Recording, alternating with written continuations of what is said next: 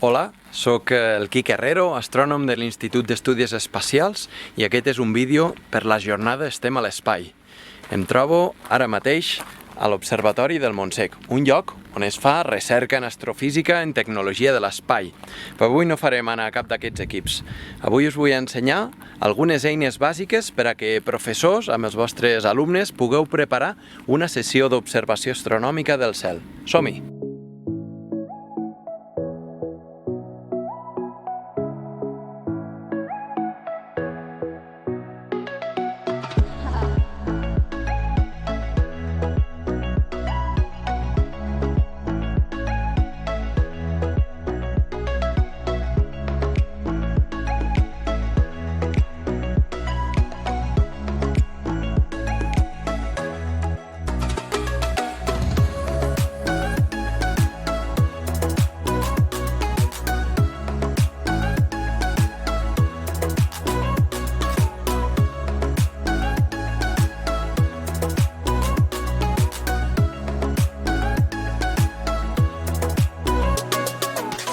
Saludo ara des de la sala de control. De fet, però, telescopis com el Joan Oró o el Fabra Montsec, alguns dels més grans de Catalunya i que es troben aquí a l'observatori, no es controlen pas des d'aquí. Són telescopis robòtics. Això vol dir que funcionen de manera totalment automàtica. Programen les observacions, les fan durant la nit si fa bon temps i al dia següent els astrònoms rebem les dades ja processades. Avui, però, no farem servir cap d'aquests telescopis, us ensenyaré com són, però el que vull és que aprenguem algunes eines bàsiques amb el nostre ordinador o de manera més manual per a que puguem preparar i fer una sessió d'observació directa del cel. Per això el primer que cal tenir en compte és quins són els millors cels per poder veure les estrelles i la resta de les coses que es veuen a la nit.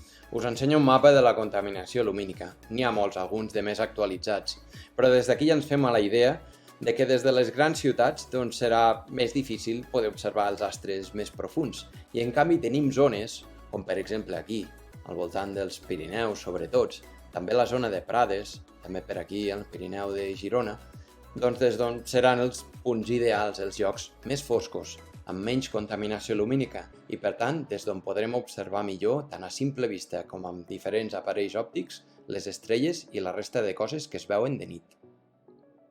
La segona cosa que necessitarem per tal de preparar la sessió és saber què podrem veure aquesta nit i quan ho podrem veure. Degut als moviments de la Terra, la rotació i la translació, sabem que en funció de l'època de l'any i també de l'hora de la nit podem veure unes o unes altres constel·lacions.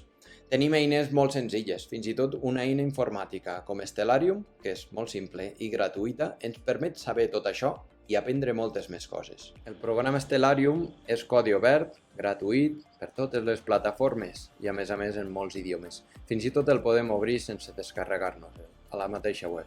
Es tracta d'un programa de planetari, un simulador que ens permet conèixer en cada hora de la nit, qualsevol nit de l'any i des de qualsevol lloc de la Terra, quins astres i quines constel·lacions podrem observar al cel. Us ensenyo algunes coses bàsiques que podeu fer amb el programa Stellarium a l'ordinador. Quan ens descarreguem i obrim el programa, podem veure el cel sobre un paisatge. El paisatge el podem canviar i personalitzar. Però l'interessant és veure què podrem observar al cel i especialment a altres hores, qualsevol nit de l'any o aquesta propera nit. Aquí a l'esquerra se'ns desplega un menú amb les coses bàsiques que haurem de saber com controlar. D'entrada, situar-nos en un lloc concret de la Terra. Podem personalitzar i buscar la nostra ubicació, la que sigui, o fins i tot experimentar amb diferents llocs. Jo directament m'hi he definit aquí una localització amb les coordenades, la podem afegir a la llista, però tenim moltes ciutats del món. Jo ja m'hi he definit l'Observatori del Montsec, que el tinc escrit d'aquesta manera. Però ens podem situar en qualsevol punt de la Terra i a l'instant veiem on és de dia o on és de nit i quin cel es pot veure. Torno al Montsec. Un cop tenim la nostra localització, vull veure les coses que podrem observar al cel a diferents dates i diferents hores. Situem-nos ara en el dia 30, que és aquesta nit, i justament, per exemple, quan s'enfosqueixi. Al mes el temps en va avançant. Des d'aquí a baix, tancant aquest menú del temps i aquí baix a la pantalla, també puc controlar fins i tot la velocitat del temps, si vull en temps real o a l'hora de la nit que ho prefereixi. Torno i ens situarem a les 10 de la nit, que ja serà del tot fosc. I aquí puc observar quin cel, quines estrelles, que es podrà veure al cel, doncs a aquesta hora de la nit, qualsevol nit de l'any. En aquest cas estem aquesta nit a les 10. Molt bé, però em falten coses aquí, m'he d'aclarir una mica. Ja veig alguns noms d'algunes estrelles, els planetes que es veuen, etc. Tinc moltes més opcions per poder esbrinar com es veuen les coses al cel. Aquí tinc una finestra amb les opcions de visualització. D'entrada, li puc demanar veure més o menys marcadors d'estrelles. Així atabalo una mica massa, no? Ho deixarem més o menys amb les estrelles principals. Fins i tot puc desactivar els noms de les estrelles, tornar-los a activar i ho veureu en directe al fons. A més del sistema solar, doncs puc demanar-li que vegi més o menys objectes. A mi bàsicament m'interessa que em situï, que em marqui on són els planetes principals que es veuen aquestes nits, com per exemple Saturn, que ja el veig aquí. En l'altra finestra, el mateix, però pels objectes de cel profund. Aquí ja, si anem una mica més avançat, però tenim uns binocles o un telescopi i ens interessarà poder observar i poder veure aquí a l'Stellarium doncs quins són aquests objectes de cel profund, és a dir, nebuloses, cúmuls, galàxies, que podrem observar. També n'hi té moltíssims en base de dades, però en veure els principals potser ja en tindrem prou. I a més, és interessant poder veure com es mourà el cel en diferents dies de l'any, diferents èpoques, i per això ens guien també alguns dels marcadors celestes. És interessant experimentar i explicar, per exemple, què és l'equador celeste i què és l'eclíptica. Són les línies que marquen el pla del sistema solar i també l'equador de la Terra projectat al cel. Quan fem avançar el temps ràpidament, entenem una mica més com és la dinàmica del cel, com es mouen les estrelles i com en particular, per exemple, l'estel polar queda sempre en la mateixa localització del cel. Ho aturo en aquesta hora de la nit. Ja em va bé. Una altra de les coses interessants per aprendre'ns a guiar pel cel és marcar quines són les constel·lacions visibles. Puc situar-ho aquí de tres maneres. Les línies de les constel·lacions, a més li podem triar per les diferents cultures, aquestes serien les que estem habituats, fins i tot posar-hi els noms o fins i tot posar-hi les figures. Amb això ja en tinc prou per poder identificar les figures geomètriques típiques que podem reconèixer al cel, com l'ossa major, l'ossa menor, el drac en aquesta direcció del cel. I per aquí us convido a anar jugant amb les diferents coses que ofereix el programa. Fins i tot puc desactivar el paisatge o l'atmosfera per poder veure què es veu a sota del terra, que veuríem des d'altres indrets de la Terra, per exemple. I alhora jugar amb el temps endavant, endarrere i veure a les diferents hores de la nit, sempre des d'aquests menús podem tornar, per exemple, a les 10 de la nit aproximadament, i poder aprendre moltes coses de com es mou el cel, de quin cel podem veure des de diferents llocs de la Terra o des del nostre lloc però en diferents moments de l'any, i en particular per poder preparar-se la propera nit d'observació, fer-se una petita llista d'aquests objectes, tant del sistema solar, que els trobarem a l'eclíptica, aquí tenim Júpiter i Saturn, i per cert, de qualsevol d'ells podem veure tota la informació o fins i tot aproximar-nos-hi, el centraré per aquí i m'hi aproximo per poder veure, per exemple, quina serà la disposició aquesta nit dels anells de Saturn i els diferents satèl·lits que es poden observar ja amb un petit telescopi. Una altra cosa molt útil per poder treballar amb els alumnes és que tothom s'instal·li al mòbil l'aplicació de l'Stellarium. Aquesta et permet també preparar l'observació, saber a cada hora de la nit què es podrà observar, o fins i tot gràcies als sensors del mòbil saber en cada direcció del cel que podem veure i identificar els diferents astres. A l'hora de sortir a fer una observació de vegades no és el més còmode haver-se d'endur l'Stellarium amb el portàtil o fins i tot dependre del mòbil i de la seva bateria. Per això tenim encara una eina més senzilla, un planisferi, un planistel de tota la vida. Els podem trobar en llibreries una mica especialitzades o fins i tot també descarregar-nos-el per internet retallable per poder fer amb els nostres alumnes a l'aula. Un planisferi té un cercle giratori sobre un altre cercle. El cercle exterior i trobem dibuixats aquí els números de les hores de 0 a 23. I al cercle interior, a la part externa, hi veiem els mesos i els dies de l'any. Si vull saber, avui per exemple, 30 de setembre, quin cel podré veure a les 10 de la nit, només he de fer coincidir el 30 de setembre amb l'hora en temps universal, que en aquest cas encara estem en horari d'estiu, serien les 20 hores, 2 hores menys.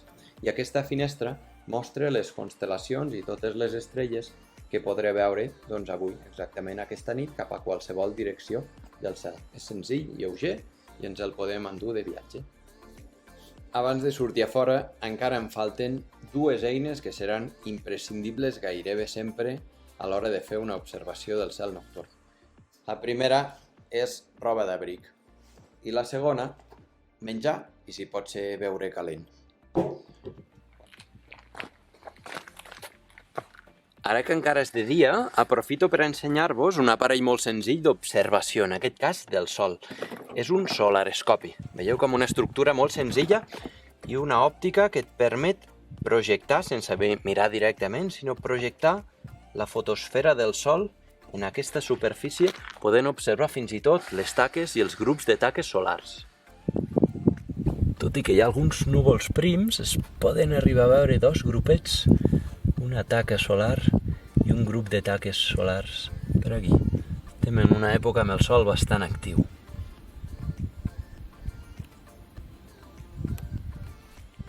Ja som a l'exterior. Encara és de dia, encara hi ha claror, però és el moment ideal, especialment si portem aparells que ens ajudaran a fer l'observació per poder-los muntar.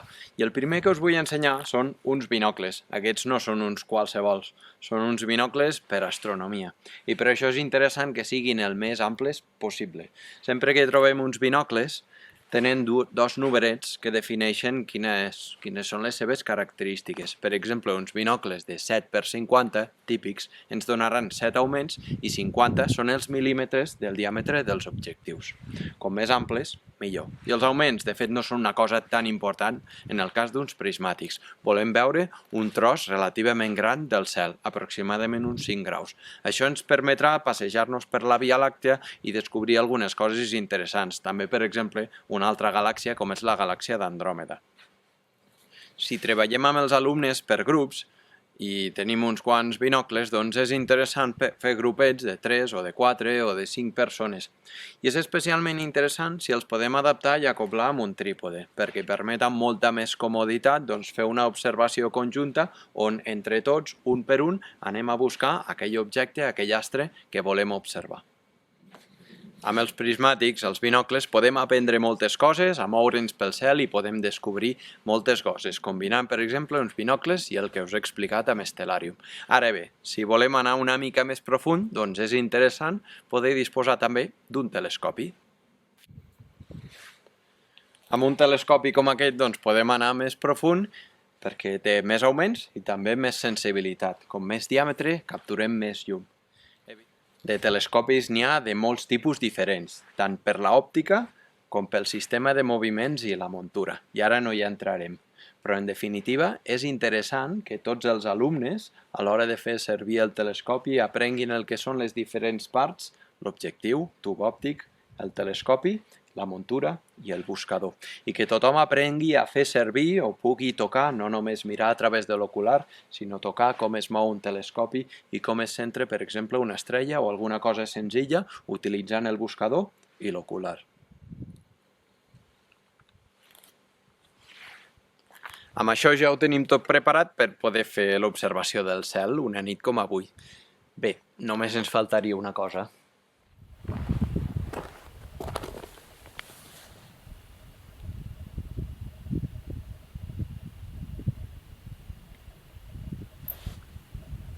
Ha valgut la pena esperar. Ha quedat un cel espectacular. No es nota, no?, que és una altra nit. Una nit com avui, des d'aquest cel pots veure més d'un miler d'estrelles a simple vista perfectament. A més, justament en aquesta època, finals d'estiu, principis de la tardor, és ideal per veure la nostra galàxia. La Via Làctea justament creua tot el cel per damunt nostre, de sud a nord. També a la zona del nord podem veure la constel·lació de Cassiopea, que ens ajuda justament a trobar l'estrella polar. I en altres zones del cel també és interessant poder identificar quins planetes es veuen. Justament en aquesta època, aquests dies, estem veient en la seva posició ideal per a l'observació els planetes Júpiter i Saturn, dos de les grans meravelles per poder mirar amb un telescopi com aquest. Un cop de nit, per grups d'uns pocs alumnes, podem mirar que cadascun de nosaltres aprengui com s'orienta el telescopi, de quina manera identifiquem aquests objectes, bé sigui del cel profund o bé sigui del sistema solar, i aprenguem com el telescopi pot reconèixer cap a quina direcció s'ha de moure per poder-se orientar cap a qualsevol coordenades celestes.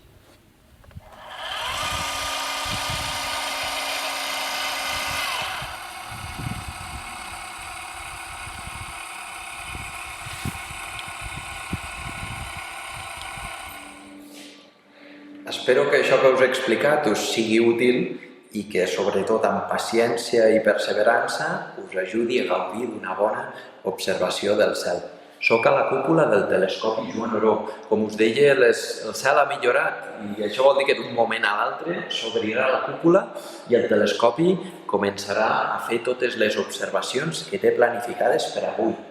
Investigacions sobre supernoves en altres galàxies, planetes extrasolars, asteroides propers a la Terra o fins i tot escombraria espacial i dades que enviarà astrofísics de tot el món. I de ben segur que gràcies a aquestes dades ens ajudarà a entendre una mica millor quin és el nostre lloc a l'univers.